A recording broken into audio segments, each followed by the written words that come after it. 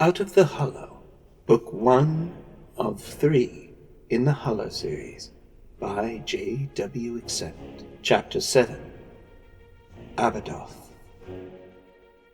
It was now the 7th night since Eddipus and Val had left the mental chasm. The area was an opening to a dark, sinister abyss in the ground. Anyone who dared to climb down the dark monstrosity would charge to finish.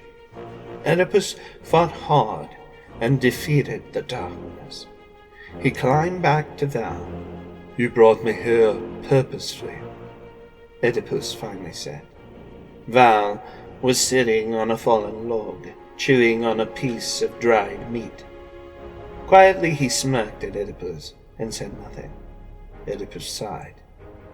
"You died down there," he said, still staring at the archer. "Your spirit is strong," he said, after continuing to chew on his dried meat ration. He was silent for a moment. "But you fight with it every day, a servant of yourself, warrior Oedipus. Now we must go to Krenith." After the mental chasm, Oedipus's mind reeled, and the emotions that had raged within him before were gone.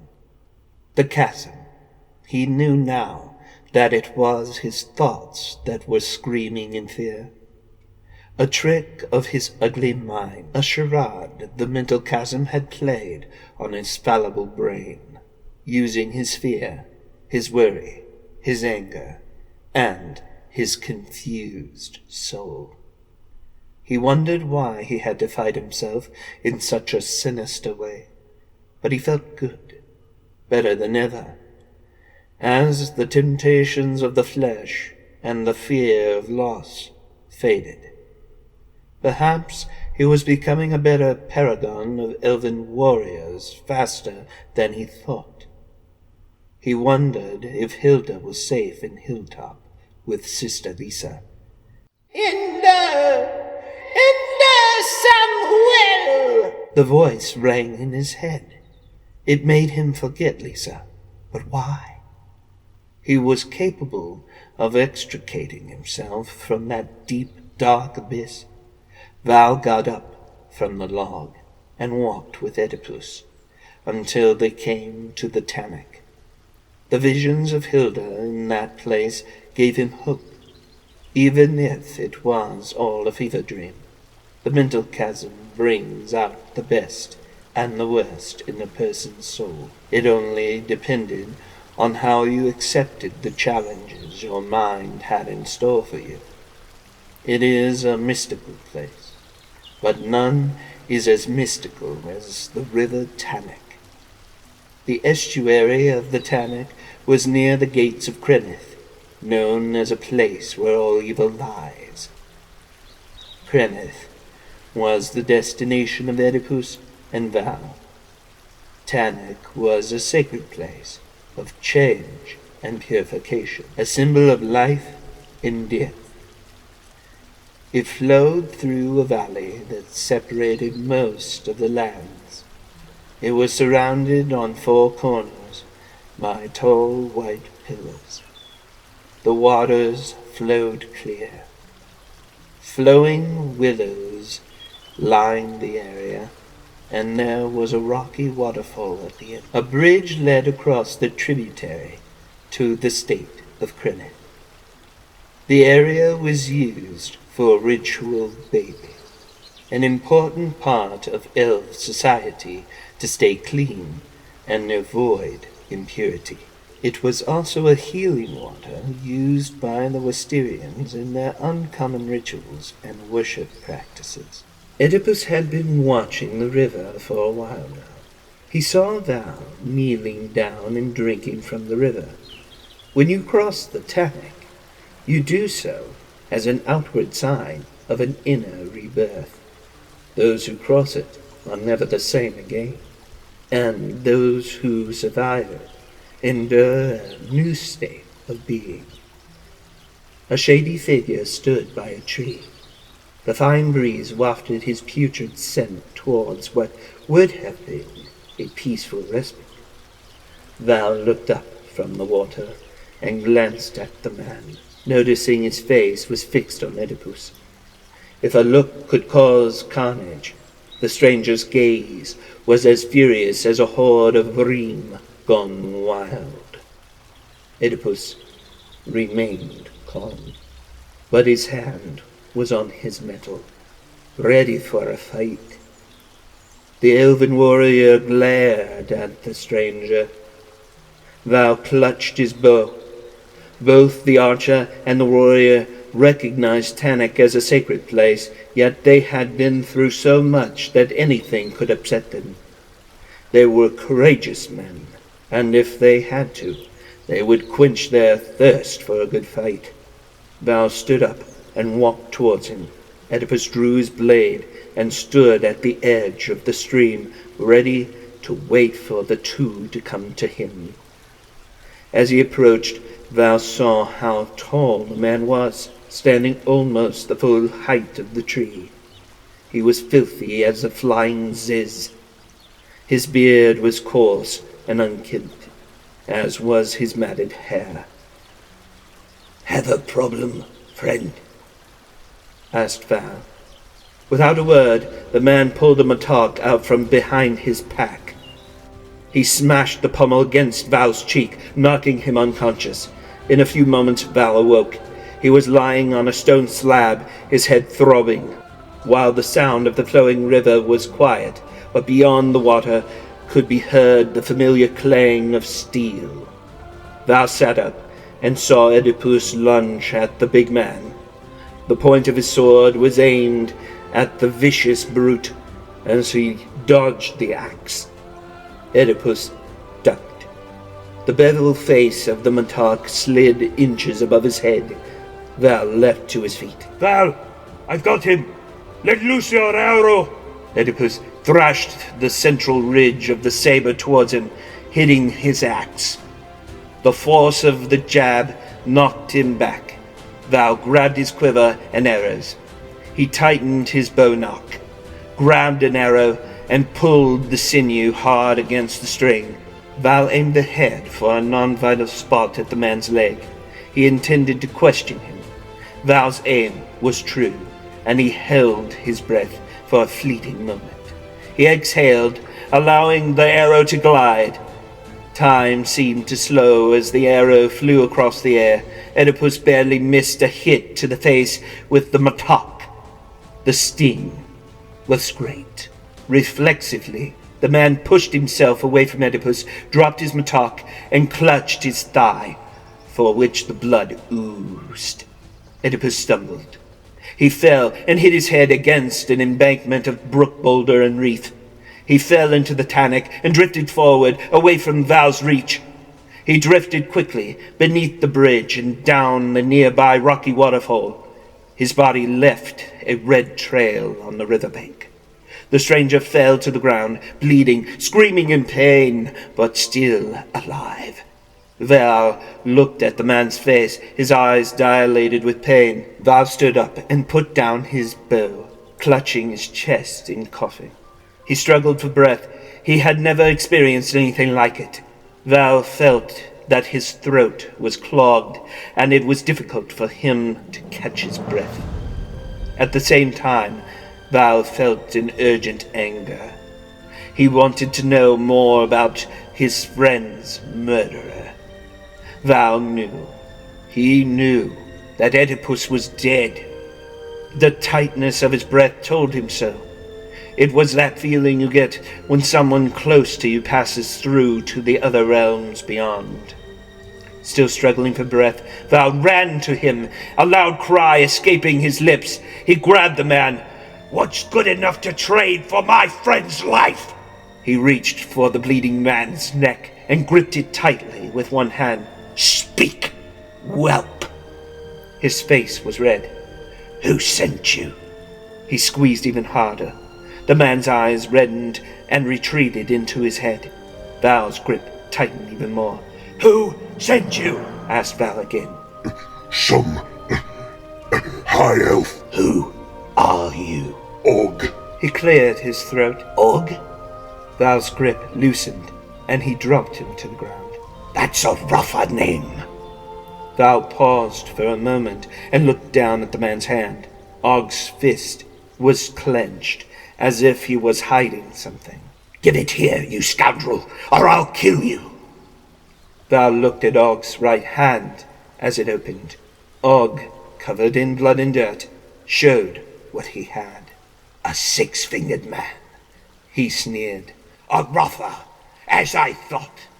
Your kind are extinct. I remember it was the Battle of Gath. There are only a few left. I am one of the last surviving leaders of my kind. Our extinction would not have happened if your gallant kind had not invaded Galfalim. Galfalim was an area encompassing an island 2,000 miles west of Fondisik, beyond the Crystal Sea. The island of Gath was the central city of the Rafa. The Rafa were a brutal people. Val paused and gritted his teeth. They sacked my village, killed my parents, and raped our youth in Seaside Alcove in Westerian. He gave Og a swift, backhanded slap that was more disrespectful than a closed fist. They left these for me. He pointed to his scars. A constant reminder of what your filth does. Val sat down hard on the ground, closed his eyes, and took a quick breath as he tried to calm his heated nerves. I am very sorry for the loss of your family, but you must know that not all my people are the same. We originally came to Fonde as merchants and dealers. We came hoping for peace and trade, but some wanted more. Bandits who lived amongst our peoples broke from our tribe. We were magic users, tall, and had 6 fingers, so that didn't help either. Og wiped the sweat from his brow. You feared us. I see that has not changed. Before he opened his eyes again, Val spoke. I should kill you. Avenge my friend. Val rose from the dirt and finally looked at Og. But I have use for you. I know the high elf you speak of. Hilda knew Eddipus was dead. Her Vidian's color had perished. Her heart fluttered to the beat of her panic and sadness. She felt exasperated as breath fought to escape her lungs. Hilda's flesh was warm to the touch, near compared to a fever. She became dizzy and collapsed to her knees near Vanon. She felt it in the winds, through the voices, and in her very bones. Her heart was breaking. It shook every muscle in her body. Hilda's wailing was loud. What's wrong? Vanon asked. He's gone! My beloved is gone! He tried to comfort her. He loved her enough to let her go, and hated seeing her in unneeded sorrow. I will kill Valeria. No! I will! She gritted her teeth. You weren't the only one she hurt, King Vanon of the West. He'd forgotten his father gave him kingship. He had pushed away from the very thought of kingly duties. He was more steeped in anger and sorrow. His feelings blinded him. Now he and Hilda did have something in common. They found themselves lost. Hilda's stomach had knotted with anguish. She wanted to do something violent and destructive. She felt vengeance coursing through her like a dark disease. It was a sickness running deeper than she realized. Let me help you. He asked, grabbing her hand. He helped her to stand. She shook with anger and sadness. I must go and bring Oedipus's body back for burial. I need to find and bring my warrior home. It's my burden, not yours. I'll journey towards north. Goodbye, Vernon. She turned to leave Sister Lisa's hut, reached for the door handle. She couldn't budge. A woman appeared, a woman in dark, a witch. Like a quick eye blink, the wicked woman blocked the entrance. She glared, cackling at Hilda and the young Vernon as she floated off the stone floor, smiling in a blaze of purple and black smoke. But after a moment of taunting, Vernon gritted, baring tightened teeth. He held his rapier in an inside left pose. He jerked towards Priestess Hilda. Your heart may not belong to me, my beautiful priestess, but my sword and my life will always be yours. Prince Vernon Caspant smiled, turned back to face his opponent, and brought his weapon high. He lowered it to thrust forward. He turned and parried his sword in a tierce and ran toward Valeria. With a nonchalant wave of her hand, she tapped the blade away from her. She clasped Vernon by the waist and brought him in close. He felt a sharp pain in his chest. He stumbled back. Vernon looked down at a gaping, bleeding chasm and tumbled. Valeria held a dripping dagger while he held his bosom. Priestess Hilda of the High Groves ran to him as he fell back, tilting his head to place it on her lap as she caressed his pale face. The blessing she gifted him was working. He didn't cry. He smiled as he felt tears fall from Hilda's eyes. All the magic in all the world couldn't save him now. He looked up at her and struggled to speak. Oh, look. Rain. He reached up and caressed her cheek. He took his thumb and wiped her eyes. Forgive my impertinence, my lady. You may not know it, but I have always considered you my love. His arm dropped. He gasped for breath. I love. He did not manage to say the words. His mind was swirling with a multitude of thoughts and images, dispersing and culminating rapidly. Each word mingled with confused thoughts and fleeting memories. Love. He was still struggling when he saw shadowy figures behind Hilda. Look out! He said weakly. A shadow shot out a tentacle-like arm and impaled his chest. Hilda could not see the creatures. These were death wanderers, sheep herders of the lifeless who ushered souls to the great beyonds. Its predominant color was gray-green, and it attacked his chest again, exposing its white stomach. The wanderer's shiny and slippery skin shimmered almost translucent, giving the illusion of shadowy dermis. The ridges on the thing's back were scaly. It moved through Hilda and came closer to meet Vernon's pale gaze. Its numerous, prodigious, bulging eyes drew him in. The herder's staring face had no expression. Palpitating gills protruded from its almost non-existent neck. It floated through the air, using furrows between its 4 tentacles. The furrows became ridges, resembled curious growth-like wings, folding up and spreading out like fans.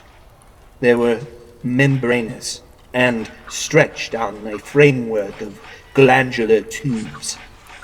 These grotesque, tentacled daedra were melancholy demons that roamed Fonde, searching for souls near death to devour.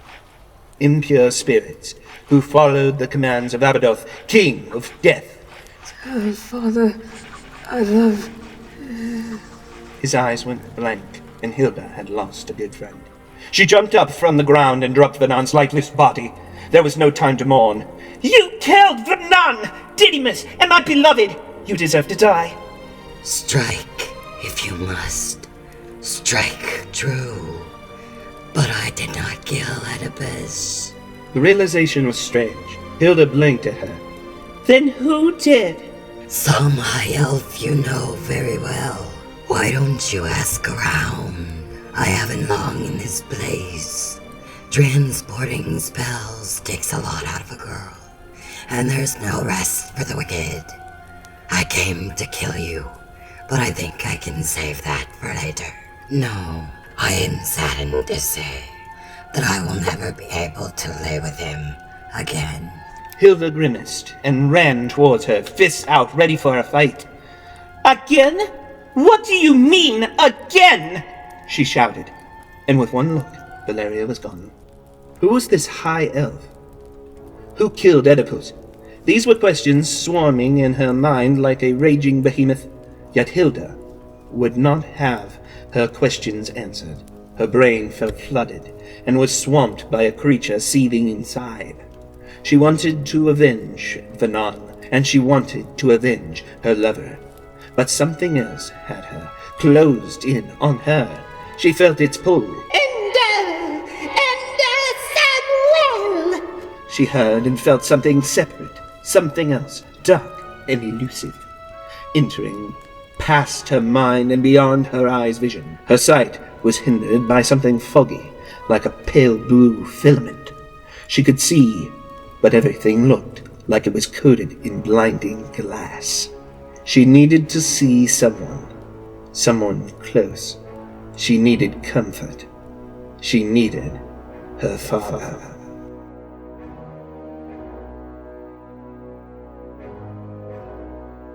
The warm sun and cool air hit Val like a spinning top, spiraling out of control. He knew the high elf that hired the killer. Why like this? Og called out, a rope around his wrists and ankles. Val kept walking. What did I say about talking? You were at the meeting. Val went back, sitting on a barrel in the village. He listened to a proposal given to a few called to attend. Meeting? Welcome all attendees. A regal-looking tall grey elf spoke. Val closed his eyes tight. Meeting. Welcome. Voices from the past echoed and ebbed until they came together in a solid present. He sat on a barrel listening to the high elven male on top of a nearby hill. The elf spoke of his stolen dead wife's vision. Val's fingers were itching, gripping at the rope on the cask beneath him. He pulled at the coarse line fibers as he felt the warmth of the nearby fire. Val was in thought, elsewhere, remembering everything. The light of a Magian torch glimmered, reflecting a shine onto the smooth elven robes of the speaker. From the depths of Val's mind stirred more memories and formed to the surface. He had been there, called deep to a secluded and dark outcropping in Oedipus's village. It was away from most inquiring minds, but open to the cool, calming, stoic breeze. The torch flame came to life. The Magian torch had been almost like an artist's tool or brush, and caught much attention. It had been a small group looking towards the high elf, and he spoke. His words reached, echoed deep. Wise, but angry. Oedipus stole my vision. The high elf began. His beard was like a thin cloud over his leaning shoulder. 1,000 silver drachma to the one who will bring me his head. One stood, questioning. Why? The high elf shot a warning look, a hard look with cold eyes cutting through the dark. He smiled. Really? He said, smooth and soft. Do you not trust Master Jazal? He laid his bony hand over his chest. Really? Yes! Another chimed in. Val closed his eyes tighter, trying to remember everyone's words. In his mind's eye, he took the elf's dark, twisted quest, knowing it was another job, another day. In a heartbeat, green arrows would swoop with a given coin or two. 1,000 drachm didn't seem half bad either for the old mercenary. When he gripped tighter on the rope, he sank deeper into the recesses of his mind. Please! An elven nobleman spoke. "Eddipus is a good man." "He is," an elder elf agreed.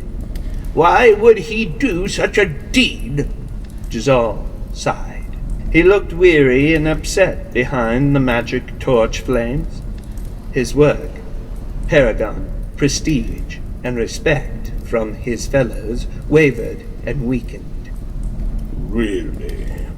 Jazal repeated, pulling a smooth black bag out of a pocket. He opened the pouch and began counting. The pile of drachma shined in the night. All watched with obvious enrapture for the gleaming coin. Like a spell held them. Val's face, full of sharp yearning for riches, saw the opportunity that would make him a merc no more and set him for life. It would make him, or it would break him. As you can see, gentlemen.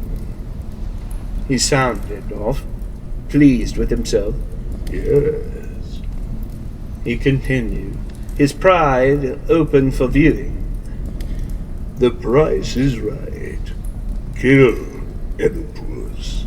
The words rang, echoing off the walls of Val's skull. Kill Oedipus! Kill Oedipus! Kill Oedipus! The scarred-hooded, silent archer was going to do it.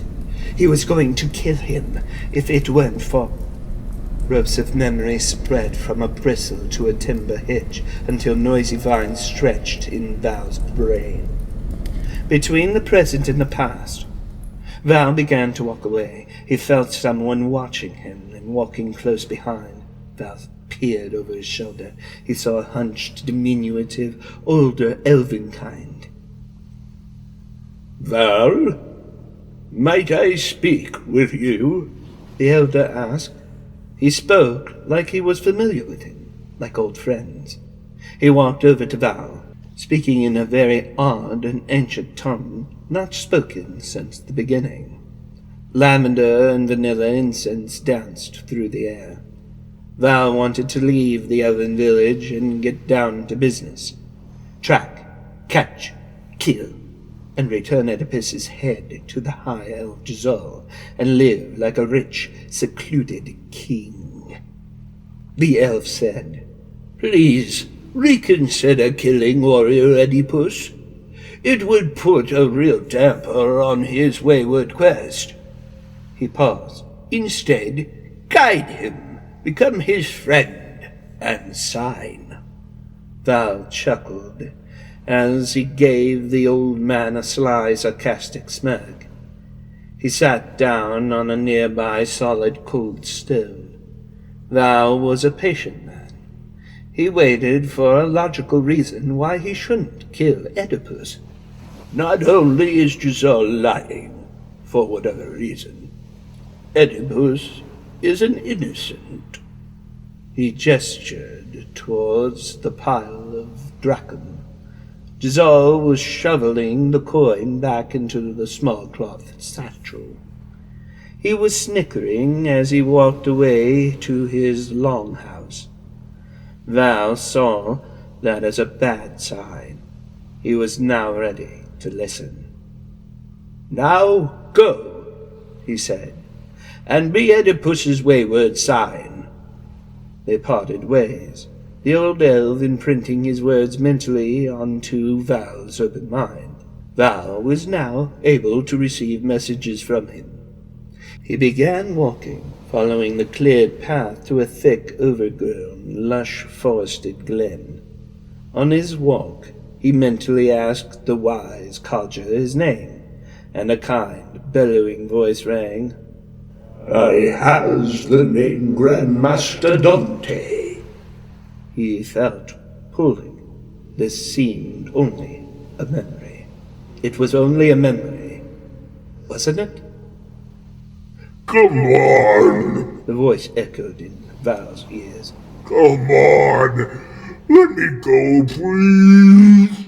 Val was back in the warm sun, pulling orc.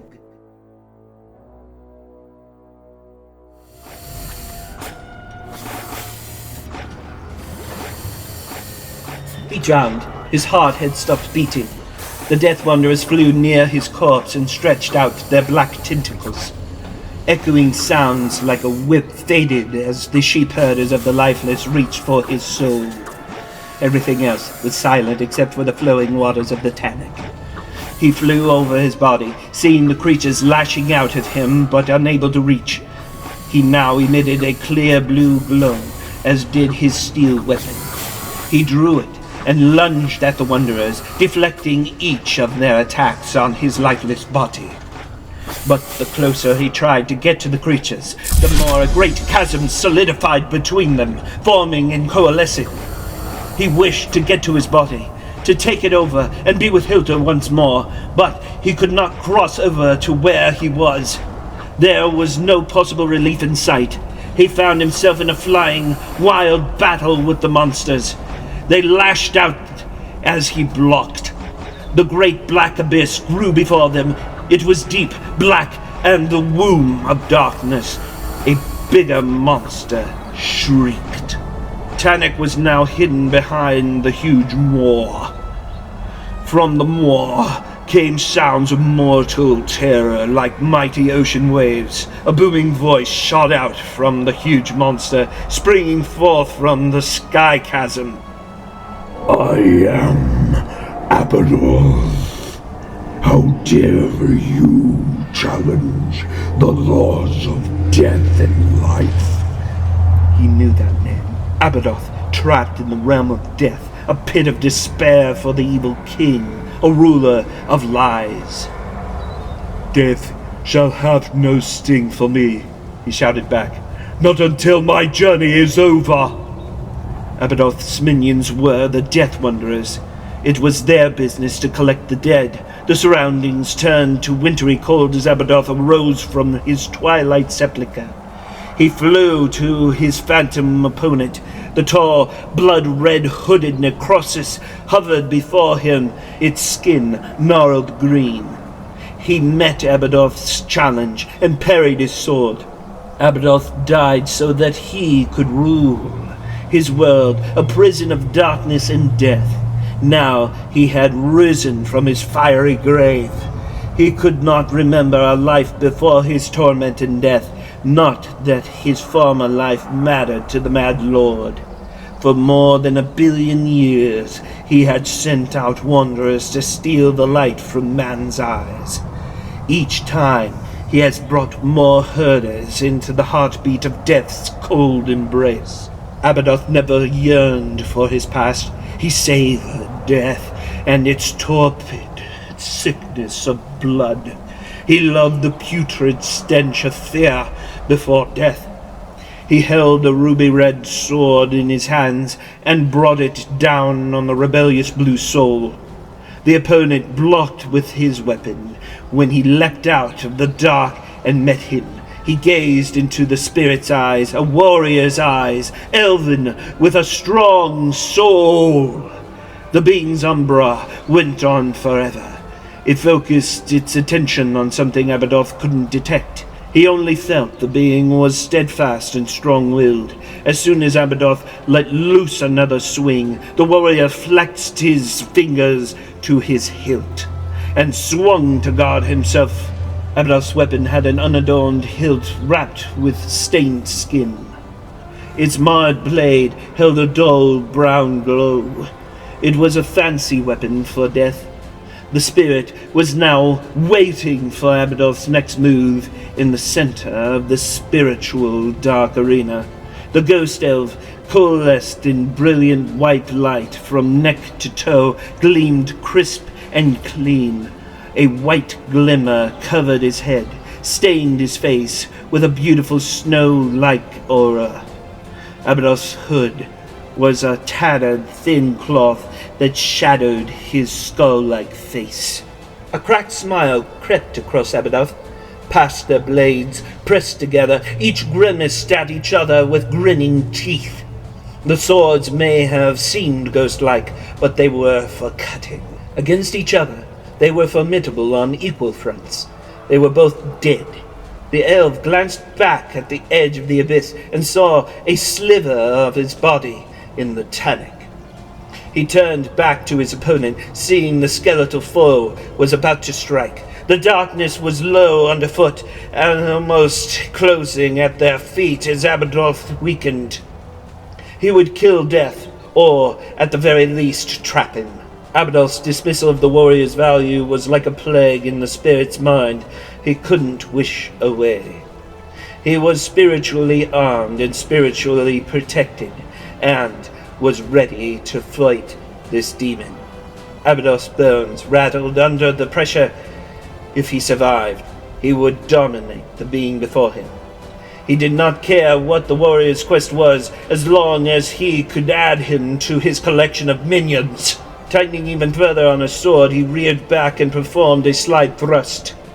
As he slid, Death fell into an easy stance, his sword ready for an attacking position, raised over his head. The warrior adjusted how he was floating, circling the beast. Abbadoth reached out his saber. He was outside the reach of the creature's blazing weapon.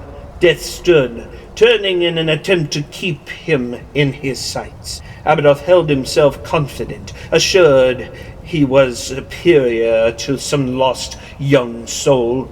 This wasn't just some lost soul. He was a fighter prepared for anything. The spirit warrior would have to get closer to Abbadoth to strike. During that time, a Death Wanderer would have the chance to distract and snare his soul. He continued to hover around him. The warrior maintained the distance. He tapped the tip of his blade, dancing it against Abbadoth's sword point, as if he was taunting the king of the dead, trying to cause a response. He was looking for a weak spot. Abbadoth had to be getting weaker. The portal was shrinking. How much patience did the Collector of Souls have? Having completed one more circuit around the villain, he leapt forward. He slashed out. He twirled at a 360-degree angle away from Abbadoth's blade and smashed his sword down upon him. It was a beautiful delivery. The blow sent his opponent trailing back down further into the ever-closing dark pit. Fearful that Abbadoth would rise again, he held the sword in preparation to swing down. The blow was effective. Abbadoth fell back as the darkening pit fought to fix. Death hadn't given up. Slow and weak as his power had become, he rose. His arousal wasn't swift as it became tired. Signs of his weakness showed, yet he didn't stop moving. His blade was inches away from the portal opening. Finally, Abbadoth gained momentum as he snapped towards him. The warrior took a defensive stance. He was so close to the elf, so close to the opening, but fought against the blackness. Before either could blink, the portal had closed and Death was trapped once more. A horn trumpeted over the warrior's head. He felt himself fading, and the spirit saw each little blue and white particle of his soul separating. He felt himself carried with the winds and whisked down towards the Tannic waters. Long blonde hair fell on the body's face as it floated down the calming lake. He had elven warrior attire and rolled through the waters. He reached out his misty hand.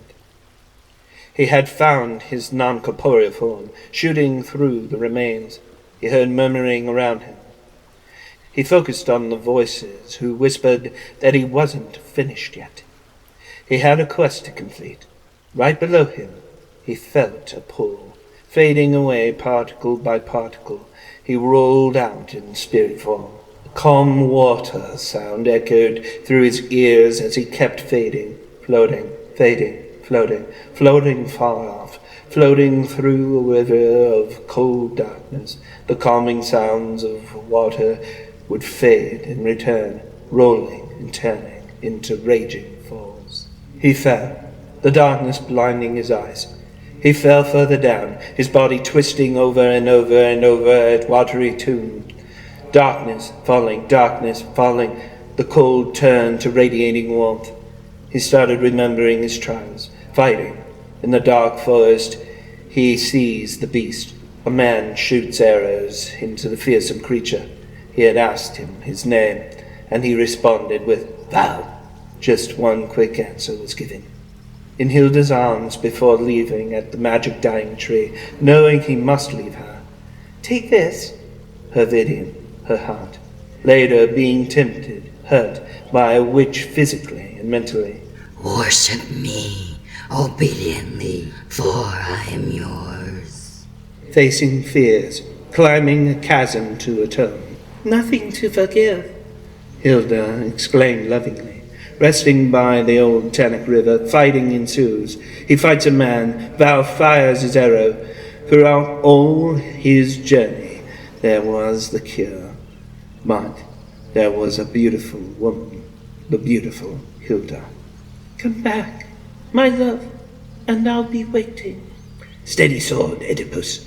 Ready, aim, and focus on my arrows," Val ordered. Clanmaster Dante. You aren't alone. It's not time. Then a hard, fierce, and solid, jagged thud stopped him. Stopped the fall, woke him from a daze. He turned and saw a hand reaching for him, grabbing him, pulling him to the solid, grassy, warm shoreline. Light killed darkness. "Are you all right?" the stranger's voice asked.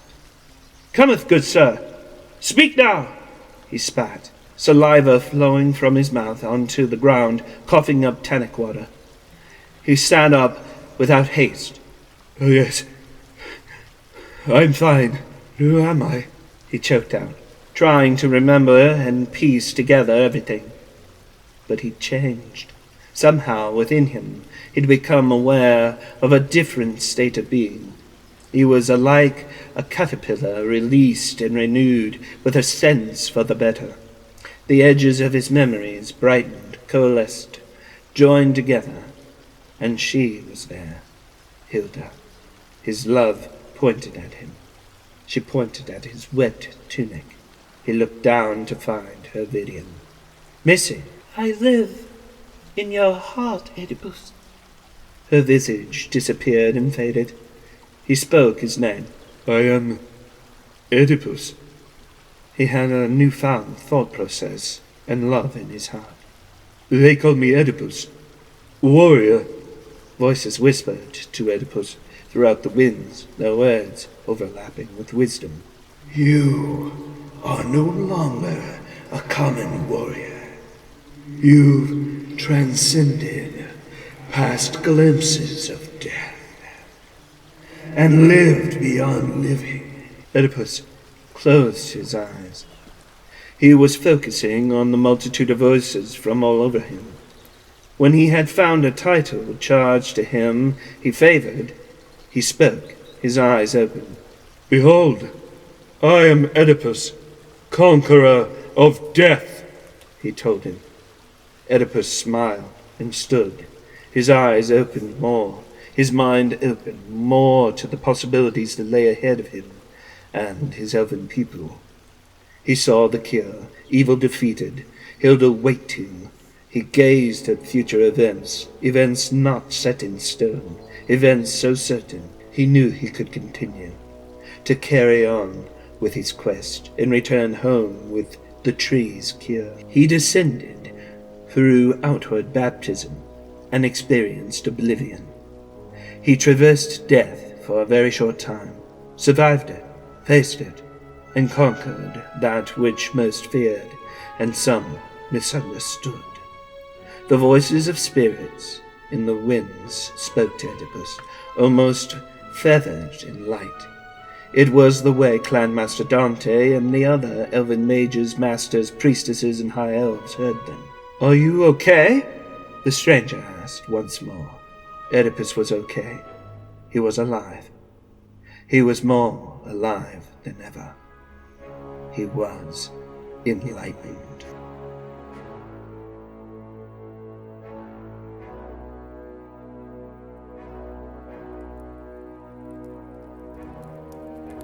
She rode the wind. Nix's eyes peered through, saw the knife, saw who wielded it. Valeria concealed the blade meant for Hilda, the weapon thrust out, and she saw her stab the soul that she promised her. If they could hear her, Nix's voice would be deafening. She flew into a rage. After Hilda left the scene, she took another form, Sister Lisa's form, for she couldn't take any solidity of her own. She pulled Venan's lifeless corpse from the floor and drug it out into the open. She pulled him into a nearby field. It was away from the hut, away from the path. She felt some warmth still flowing from him. Venan's breathing was shallow. His heart was still pumping, letting flow blood from his wound, gushing into her hands. Venan was getting colder by the minute. His eyes opened. He saw Lisa holding him. He was pale, lingering, and clinging to life, but he would be gone soon. It's me, Nixon. Her lips trembled, fighting tears. They think that they will kill Valeria. Not before I get to her first.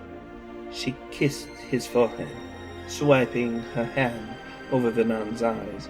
Please, forgive me, my love. She moved her hand from his eyes to his mouth. She blocked his breathing, let him bleed out. He struggled for a moment until his arms could no longer twist.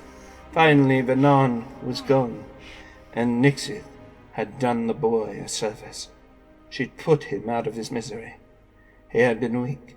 She knew there was no way to save him, magic or otherwise. Nixith wept. She shed Lisa's skin, allowing each cell, muscle, and tear to drift into the clouds until there was only Nixith. Nixith rode the winds. She had no form. She was alone, and she was angry.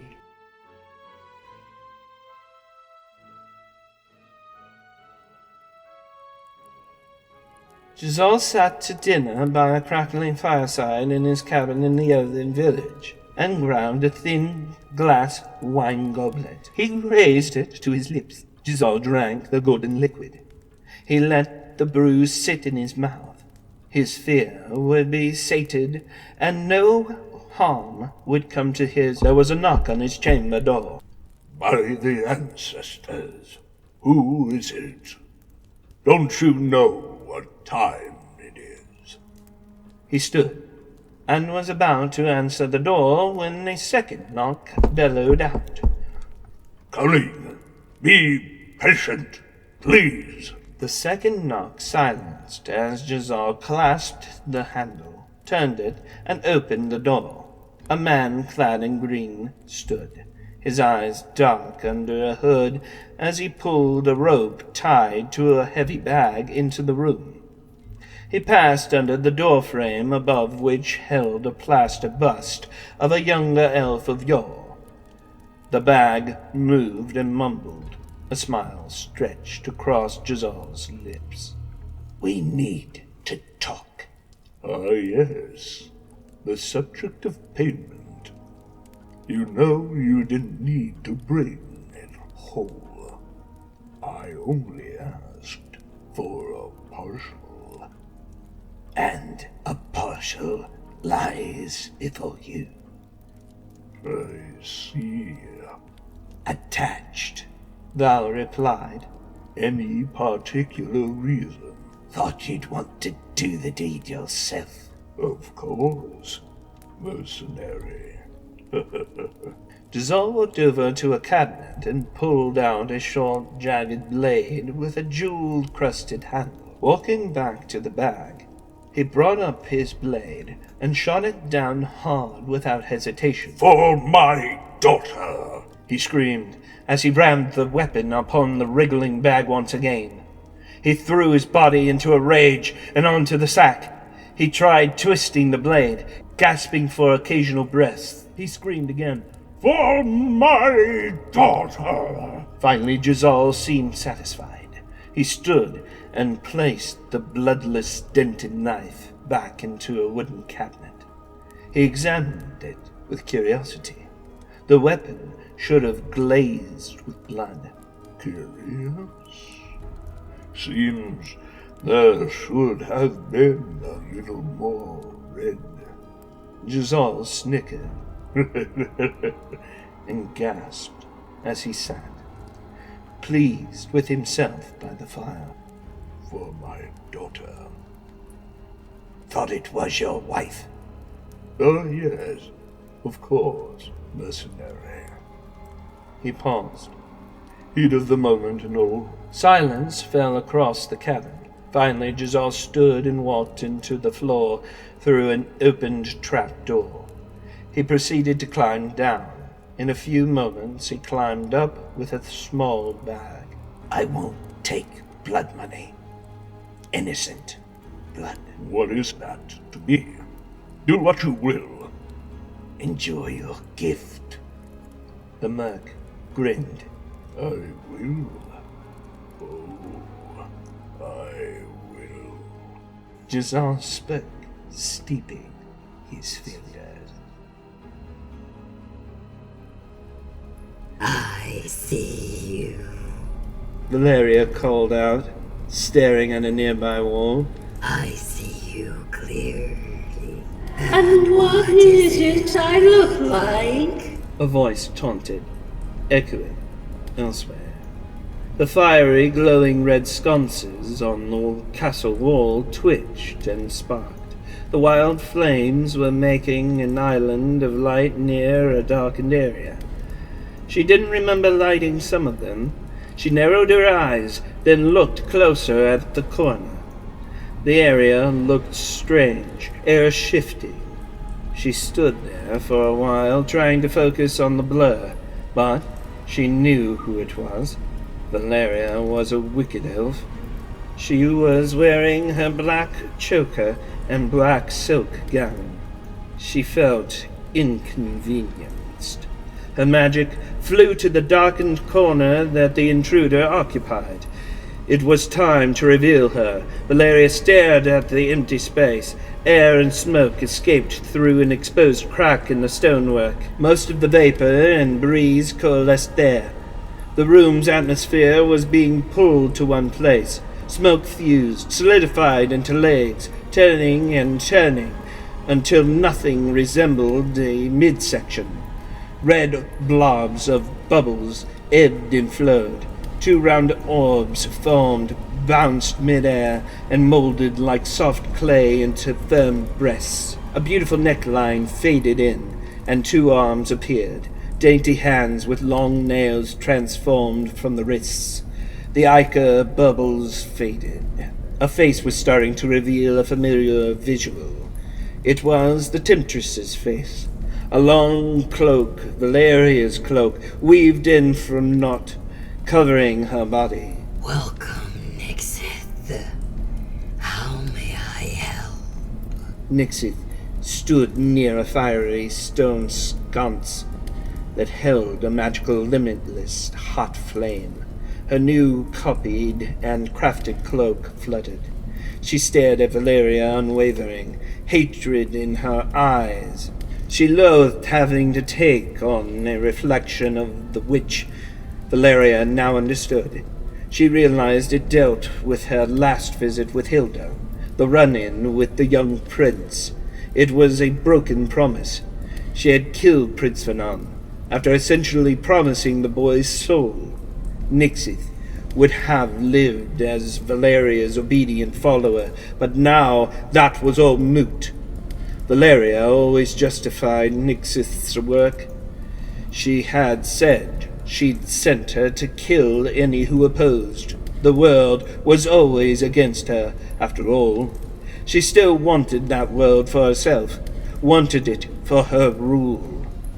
She had left the peaceful, boring elven village long ago, and everything she knew. She had left the priestess role for rulership. How many of her victims had she manipulated? She justified all her actions. Nixith stood staring, and the biggest thought swirling in her mind was how she would kill her. She knew Valeria to be far more powerful than her. Some magic, a flash of horrendous incantation, and Nixith would be dead. Valeria chuckled. Nay, it would be a fast death. Valeria saw her actions as treachery against her. Valeria! I'll kill you! Light blasted in. For a split second, Nixith became blind. Her head rang with pain, and she flinched. She opened her eyes, Valeria cornering her from the shadows. The witch disappeared through her. Run! Valeria cackled. She kept swooping from every direction, shrieking as she did. Valeria would disappear and reappear, shouting at her, taunting her. Every time she had done so, Valeria caused slight stings of pain. You dare challenge me? It went dark for a moment. Nixith stumbled and disappeared into the winds.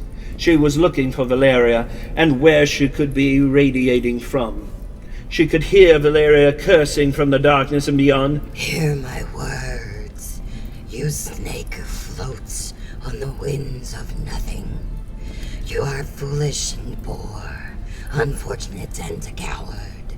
Your wind, you have no form and could never compare to me. This had become a game. Nixith realized how blind she was. She tried casting her form elsewhere, but fear overtook her. Valeria used her powers to block her gifts. Nixith waded around in the vast dark. It was a dark that only came from a fueled, unabated, and powerful curse. I see you clearly. Valeria spoke again. There was a moment of silence, and... Then again, was I the one who took your sweet lover's life? You, of course, were the one who stole away his final breaths. That did it. Nixith screeched as Valeria did the same, and she took on her form, flying from the shade of the winds. The two she-demons collided with a vault of magical brilliance. Valeria held her dagger to the angry changeling, impacting her neck with the point. For what reason? Nixith's Valeria form was false, and no physical shot would be fatal. Valeria needed time to conjure, and she saw no chance to think. Overhead, Nixith came again, whooshing with the same dagger reflected. Valeria deflected the false weapon with her own. She felt she could curse the blade and that would do the trick. She saw a break of opportunity to do so as she flew away, running towards the fiery sconce. As she held the blade over the sparks, Valeria mumbled up a quick slew, shaking. The poisoning curse was cast. Valeria spun with her point at the ready, and the metal tip ripped into flesh and bone. Nixith felt something she never felt before, her own creeping death. She stepped over Nixith's fallen body and sighed, walking to a window lattice and peering out where that is, hearing out the gap. She wiped away the blood and sheathed away the sharp, shiny blade in her cloak. Nixith was spraying blood, a thick rain, hot and pink-red, as she began to grab the gaping wound on her chest. Her Valeria face went pale, eyes wide. Her hands clammed, and skin flaked away as she fought her own dimming, darkening, forever sleep. I will gift you with a few moments to live. Yet, you only have the power to transport. Get your affairs in order. She felt her wound sealing, felt her internal healing, but the pain wouldn't subside. Oh, and you won't be able to shift into other forms. Until your death, you'll resemble other life you've shaped yourself into all at once. It's the least I could do. She paused. Go off and die like the little animal you are. Nixith stood and walked away, finding herself changing. A head formed, an arm there, hand here, like a mutated monster. She faded her disfigured form away to ride the winds one last time. She had unfinished business. She locked away a woman known as Sister Lisa in a cellar. If she could free her before her death, perhaps she could rally others and destroy Valeria once and for all. She felt she needed to do it, and do it fast, for she was quickly running out of time.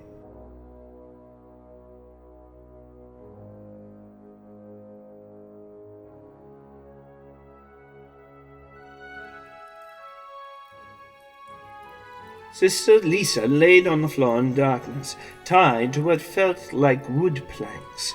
The timber was splintering. She could feel it tearing under her skin.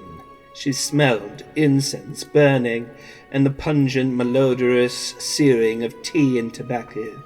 The stench was so strong Lisa could taste it through the sackcloth wrapped around her face. Her arms and legs were bound by ropes so tight that she lost feeling. Her knees were tingling down to her feet, and her legs felt numb. Her arms and shoulders felt dislocated and rigid. Her head throbbed hard, like the aftermath of someone hitting her. She heard the echoes of her own breathing, chains clanging. Hello? She called. She heard the floor creaking and settling. Soon you'll go. A ghastly whisper replied. Lisa listened with intent. She felt alone. Lisa squinted through the sack's interlated weave at a small flame. She saw a flickering fire on the ceiling. The whisper wasn't in the room. The tone seemed to drift and flow throughout. It was an angry, soft, sad murmur. Lisa saw a blurred door through her headcloth, but couldn't budge. She turned her head back to look at the dangling flame. The shadows forced from the light danced and mingled beyond her shroud. The flame was almost burnt out. Are you there? She asked, trying to make out the voice beyond the wind. A massive shadow swooshed by her vision, followed by a chill. In the dying light, she wasn't clear what the being was. She cocked her eyes through the fiber. She saw a little clearer, and recognition sent a cloud of dismay throughout her. It was the outline of herself, but it also was the shadow of a monster.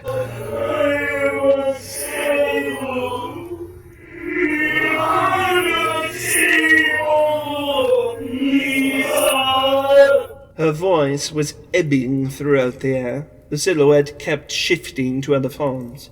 The visage disturbed Lisa. The shadow looked like Hilda with tendrils. The dimming light flicker was now minuscule. It had condensed to nothing. She looked up and focused at the light, but the looming unknown she couldn't ignore. The darkness overtook.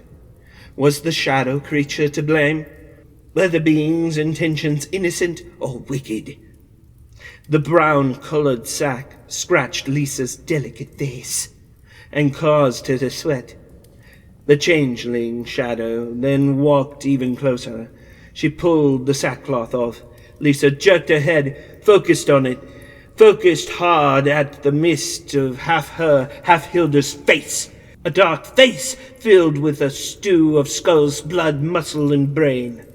She also saw a face she hadn't in a long time, a face of someone she knew from her childhood. The head looked like an adult version of a kid that went missing when Lisa was little. "Venice?" she said under her breath. The creature looked at her with one of her many skulls in almost a shocked expression. The room felt humid as it neared closer. The beast was dripping, not only with shadow and air. There were puddles of red blood perspiration, musty smells of death and sweetness. The thing trembled as it grabbed Lisa's ropes. "Alice, I know not this name." Lisa pointed at the face she recognized. "No! That form is a witch named Valeria." She saw the burnt-out, dangling oil lamp swinging above. A few chains hung with a slight rattle. "I Nixon! I'm trying to untie you, but I can't keep form in my hands. Swinging, the teetering, dripping, oily, black burnt lantern started to loosen. Nixith tried to grasp the ropes, then again, and again, finally gripping, freeing Lisa of her ropes as she leapt away, a near miss from the falling lamp. I can't hold any form. I'm dying, but I won't leave you here, Lisa. Sister Lisa saw the age-resisting endurance of Nix's failing skin in the cracked, wrinkled outlines of her face, like clay with too much water. She heard the sad, painful, melodic tones of their wind-riding voices. Flies buzzed around Lisa's body stench, and she struggled to stand. Listen, what's your route? Please defeat Valeria. She must fall for all the things she's done. She's beyond evil. More so than I ever was. She can't hurt anyone else! Lisa's ropes fell to the floor, and she ran for the door, grabbed the handle. Before opening, she heard Nix's dying voice. Please, you don't know me. I wouldn't blame you if you ever forgave me. Please, avenge the souls Valeria has taken. And mine. Nixith bellowed and saw a black tentacle reach out for her. The Death Conjurer had found her soul and was readying to herd her away. Her form fell to the floor in a blackened puddle. Lisa turned to the door, opened it, walked out into the elven village and the cooling night air. As the air hit her and she saw the look of the village, memories flooded back. One memory in particular. The air smelt of gooseberry pies, sugar bread, fresh tobacco, and sweet masa. Booths, bakeries, and shops were set up around the elven village for the new bazaar. A loud voice startled Sister Lisa. She was looking at a pile of colored linens, lost in her own thoughts. She, Sister Elda, and Priestess Hilda Had been walking about. "Lisa!" Hilda yelled with excitement. What is it? Lisa asked. But before she could turn, Lisa felt a dull pain at the base of her skull. Her vision blurred, and she teetered forward like a drunkard or newborn babe. Everything was going dark as she fell, and "Lisa, it's so adorable," Hilda responded, smiling and holding up a ribbed, corseted burgundy gown. Beautiful. Lisa said, looking at it with a grin. Oh, I love it. But she wasn't referring to the dress. She was looking past the garment at a heavy-laden window. That's lovely, Hilda. I can't wait to wear it.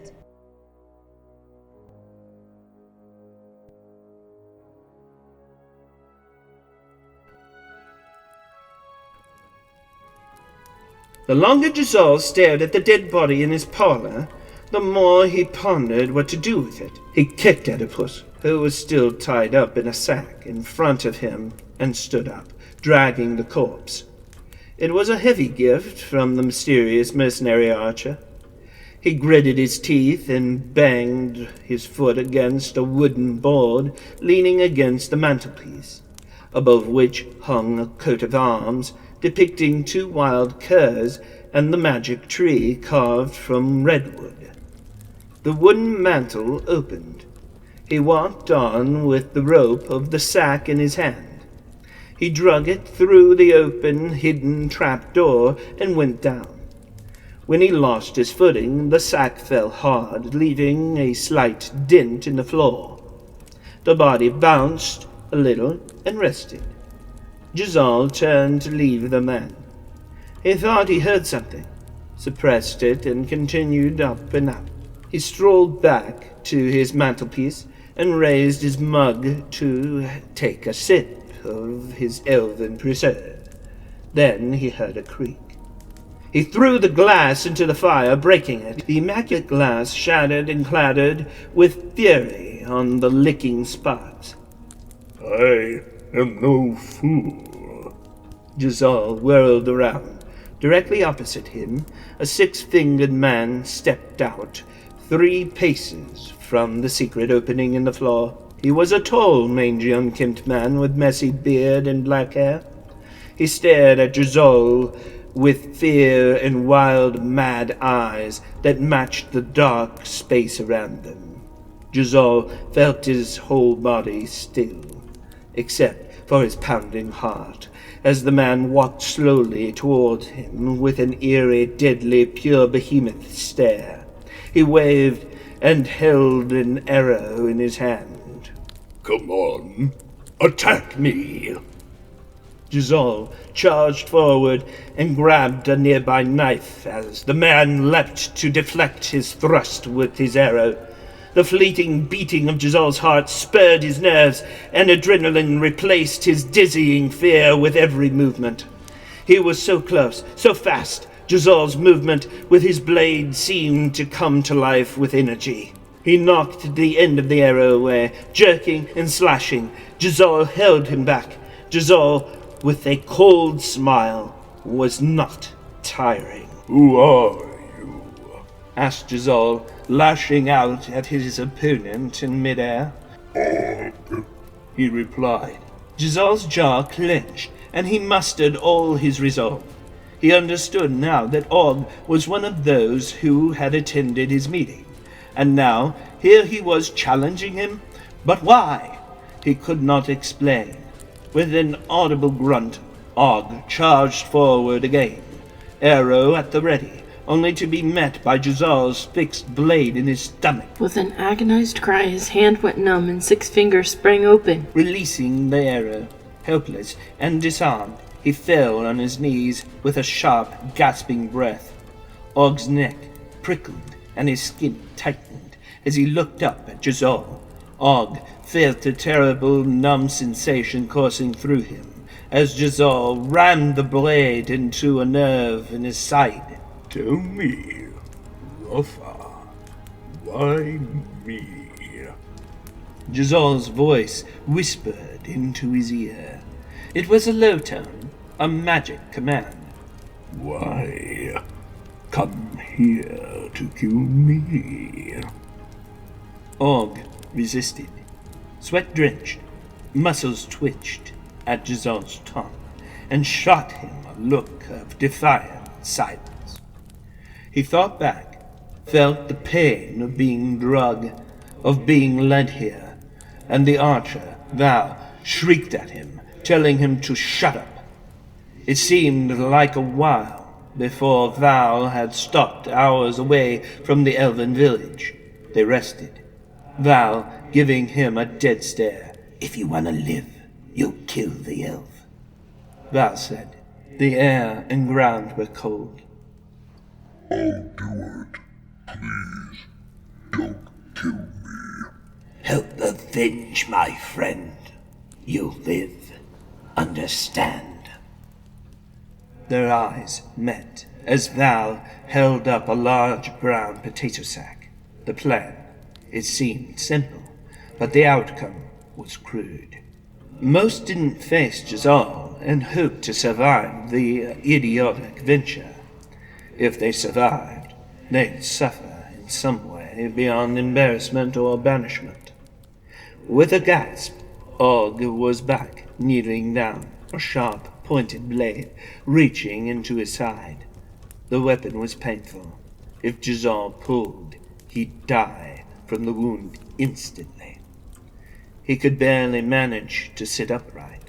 Jazal stood over Og and intimidated him with a glance as he tore the knife from the ruffer, stood, and drug his body back to his secret wood floor entrance. He noticed Og's breastplate and realized that was the reason his blade had no blood before, when the merc had paid him a visit. He threw him down the steps and stepped forward on the mantle's button, closing Og's new tomb until he could find a place later to bury him. The fire was dying, and he heard footsteps. Jazal closed his eyes and readied his weapon. A door opened, and Jazal turned, immediately hiding the blade in an inner pocket as he was greeted very warmly, hugged tightly by a blonde woman. She wouldn't go, her face sad and lost. Jazal could tell something had a grip on her. The woman's eyes were heavy and red with sorrow. She fell back and sat on a chair covered in furs. A smile stretched across Jazal's lips. It's horrible. Father, I've lost so much. Come to me, and I will hold you, my daughter. You're safe now. She ran to him as he wrapped his arms around her. I've lost so much. It's all right, Hilda. It's all right.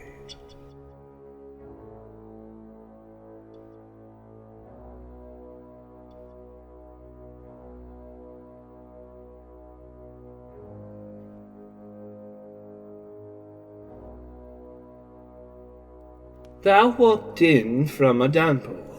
He hung up his green sodden cloak and wordlessly approached the bar. He held up a finger, and the landlord poured him a pint. Val had been to the Angel's Raven's alehouse before. It was a pub and inn in the middle of nowhere. You had to work hard to find the tavern. Somehow, people managed to do it. To say that this place was dirty would have given it more prestige. The tables were thin and cheaply made. It was rowdy, but Val did not care as long as no one bothered him. Oh, I've not seen you here for ages. You are all wet, love. Allow me to dry your face. An alewife called out to Val as she came out from behind the bar with a small dry towel. Val recognized her and found that she was one of the few people he allowed to touch his face. The alewife knew about Val's scars, but she did not know where they came from. Val came to Raven's because of Raven.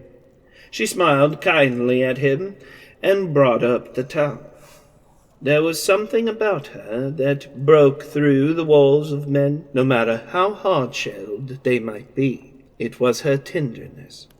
So, where are you traveling? Val did not answer. Oh, I see some of your scars are pretty fresh. Would you like me to fetch an apothecary for you? He could prepare some ointments and oils. Val had not even noticed the fresh scars, but now they would remind him of Eddipus. He knew where he had got them from. Og, the scuffle with the Rafa, must have left some pretty nasty trophies. I'm fine. What would you like to drink? Asked Raven. Do you have? Wait, I have something new, something special. It's a secret right now, and I do not want you to tell anyone here about it. Not that Val would say much at all. Raven bent down behind the counter and came back up with a white file. She held it up to Val and tapped the side. On the front was a light blue engraving of a ship at sea. I bought it from a strange man's caravan near Seaside Alcove. Val's eyes widened. Seaside was the village where he had grown up. It was a village he could never return to. As for the man from the caravan, Val was sure he had known him for a while, but short as that time was, he was glad to call him friend. He said his wife made it, and it was the last thing he had of her before she passed to Abbadoth. I still cannot understand why he would want to part with it. I do, Val replied. He had told me that the drink gave him strength. It healed most external wounds and gave energy. I do not believe in such things, but I had a sample and thought it tasted wonderful. Val looked at the phial. He looked misty-eyed. Would you care to try it? Val remained silent. Yes. She placed a small white wooden cup and the bottle on the bar. Raven popped the cork and began to pour. The liquid was slightly caramel brown and smelt sweet. After pouring herself a sip, she covered the phial again and set it down. This one is for you. She smiled with a twinkle in her eye. I feel it's like a lighter mead. What do you think of it? Val emptied the cup in one gulp. Indeed. I believe it contains an extract of raw elfin honeysuckle. It softens the bitters and gives it an uplifting feeling. But as for the magic the man claimed, I do not believe it. I had not served any of it to the guests because it was such a rare product. But it seems like such a long time since I have seen you. So I think it is only appropriate that I gift it to someone for whom I have affection. Val smiled. It was rare, but here Raven could sway him to smile. She really admired him. He had the smell and look of someone who had seen and experienced life. Raven was attracted to that. Val was attracted to it too, but he would never stay. He was always on the move, and when he was not traveling, he lived in the forest. Raven was persuasive, but not so persuasive that Val could give up the life he had. In his mind, if she knew his past, what happened to him at Seaside Alcove, wouldn't it push her away? Are you hungry, dear? Dinner isn't quite ready, but we are serving porridge tonight. Any meat? I'm afraid not. Only plated porridge. We were so busy that no one had time to hunt. This perked Val up. He smiled once more. No worries. Are you sure? I'll bring you your meat. It's the least I can do. What do you mean? Your kindness. Your beauty. Raven glowed. Oh, thank you so much, Val. She leaned down and gave him a quick kiss that made them both blush. I will serve it with nuts until you return. But for now, love, I can offer you bread for your journey. She took out a warm loaf and placed it in a satchel, along with the phial and a note. Please, read the message when you have the chance, love. She smiled and left to serve other customers. Val picked up the satchel and put the strap over his shoulder. Someone pulled a stool away from the bar and sat down, causing a shrill squeal of wood rubbing against wood. What'll be your poison? A man asked. Ale. The man sitting next to Val responded. He poured him a tall glass. Sit elsewhere, Val said under his breath and through gritted teeth. Hey, mate, I sit where I wants to. Val spat on the floor. like I said. The patron became spooked and took that as a challenge. He didn't want to fight, so he moved away from the bar to a dark corner of the room. The area smelled like a briar stable mixed with body odor, tobacco, spirits, and manure. The torches were dim, making it so Val didn't have to make eye contact with other clientele. Patrons filled the alehouse, none of them exceptional or wholesome-looking. The door squeaked open as a large wench with too much makeup strolled in, cuddling a drunk old man against her huge chest. She was laughing between belches and tripping drunkenly over the long train of her ill-fitted gown. Liquids were being poured at a nearby table. Laughter, and a few people who had too much to drink, made a slight ruckus of random garbles. Smoke wafted about the place, thick and musky. A dark-haired, dark-eyed beauty danced into the room, blessed both with her figure and her musical talent. She played her lute and strolled past each table. Hello, my dear. Have you been waiting long? She stopped playing. She wore a purple dress and sat on a stool, eyeing Val with a smile. Go, replied Val. Are you sure, dear?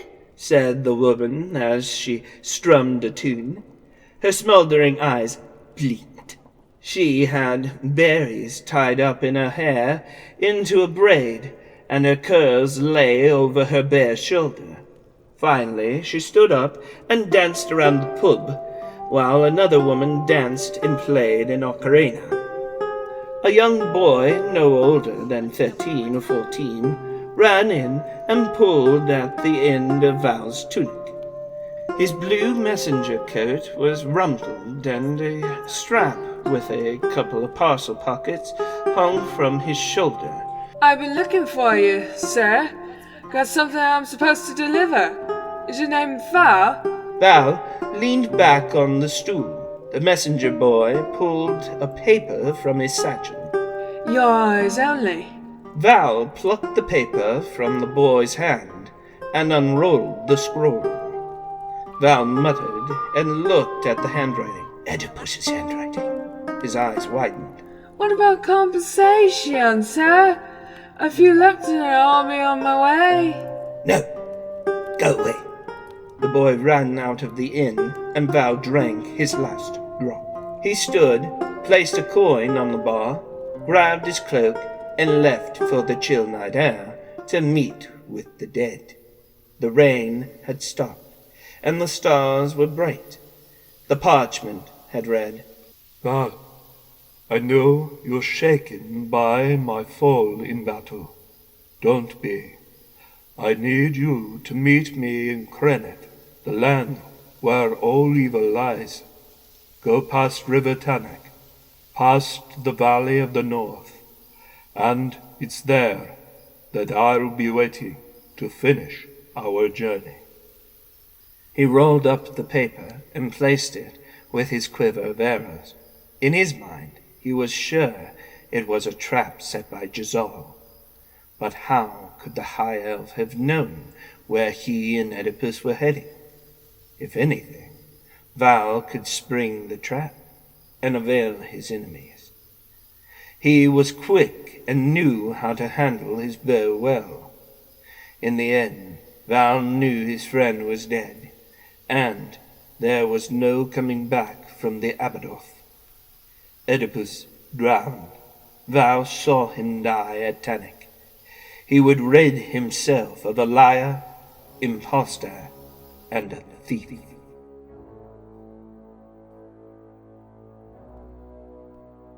Priestess Hilda of the High Groves has seen a ghost. She not only had a demonic sickness creeping within her very soul, but now she was seeing phantoms, but her interpretation was wrong. Why do you haunt me? Now of all times in mourning, be gone from me, spirit, and leave this place, as it is not meant for you. I'm tormented enough. I wish to be left alone. It's me. answered Sister Lisa. Dost thou have eyes to see? Believe your eyes. Don't push me from you. I'll take you to Master Dante. Hilda could hear the whispers on the winds, but couldn't listen. Beyond the whispers, a distant, elderly voice echoed, Enter! Enter, Samuel! She had seen Lisa climb from the fruit cellar. It wasn't her. Lisa had been missing, and Hilda blamed herself. Once again, a voice riding the winds answered, Yes, it was her. But Hilda's focus was elsewhere, and her soul was as broken as the cracks in the rough walkway. Her focus was redirected to the elderly chant, Ender! Ender, Samuel! She felt something coil itself inside of her, latching tightly. With a weariness the demon cursed, latching within her mind, she cut herself off mentally. Hilda had fallen into a pit of fiery despair. She ignored Lisa's gentle image as she tried comforting her, for Hilda was starting to forget Sister Lisa completely. Who is Lisa? Hilda thought. Hilda couldn't accept any grasp of fathomable reality. Lisa saw the priestess losing her precious mind and sighed with sadness. She grabbed Hilda's pale arm. Her skin was cold to the touch. Who are you? She asked. For a faint glimmer, Hilda remembered. Oh, Lisa, but you're dead. Like the nun, Eddipus, my beloved, never to return. Priestess Hilda, I've got you, my friend, she cried. We're going to the Hallow now, and we'll see Master Dante. She rushed to pull her, dragging Hilda from the road. It was like trying to drag a heavy package of potatoes. But all is lost, said Hilda. Do you need help to pass this world? I can't help you, for I'm filled with vengeance for Valeria. I'm cursed. Valeria. Lisa heard that name from her captor, Nixon. In her heart of hearts, Lisa determined that the witch Valeria was behind this. Lisa saw her as cowardly and egregious. She wanted to hate both Nixon and Valeria. She didn't. Hate only grows hate. Lisa had thought this at an early age, and knew it to be truth. To harbor hatred and vengeance only hinders your way in the world. Hatred and vengeance were like a demon latching a sickness. She spotted that sickness in Hilda. So Lisa led Hilda off to the Red Hollow, home of the wise Master Dante. Hilda's eyes were distant and sad, like silver glass frosted over with grime. She was unable to see past her depressive state. Now Hilda was so far gone, the roar of her feelings and attachments blinded her. She ignored the spirit realms, wind's whispers, and auras that surround and pass all beings.